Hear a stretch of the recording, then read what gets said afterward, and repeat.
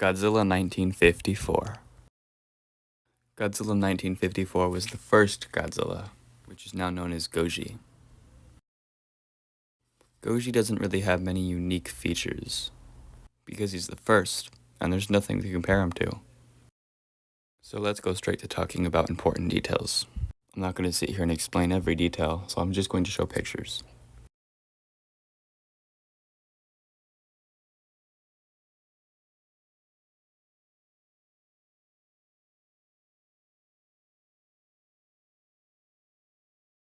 Now for everyone's favorite subject, the articulation.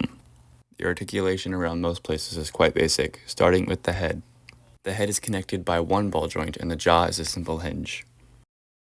The neck is also just a Technic pin letting it rotate. And on the arms, the shoulders are a ball joint. The elbow is a technique using Technic pieces I've not been able to explain. But with the showcase here, I think you can understand. And the wrist is once again a ball joint. You can also rotate the position of each finger, but it's not an articulational joint. Moving on to the body, there is one large ball joint in the middle. Then going to the legs, this joint once again, I don't know what it's called, but it's some sort of Technic ball joint on screen now. It's the same piece used for the knees, though there is this one piece on top of the knee that is articulated in order to hide the joint just a little bit from the front, making Godzilla have that circle on his knee. Then going down a little bit more on the calf, he has this joint just to cover up a bit. His sole purpose is to leave the knee less gray. And then at the very bottom, there's a ball joint to connect the foot. And then the two side toes can articulate, but the one in the middle is stuck in its position. Then going to the tail, every single joint on the tail is a different sized ball joint except for the one at the very beginning.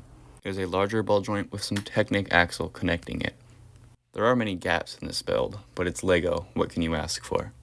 And the final joint of articulation, and the best one, you guessed it, the dorsal fins.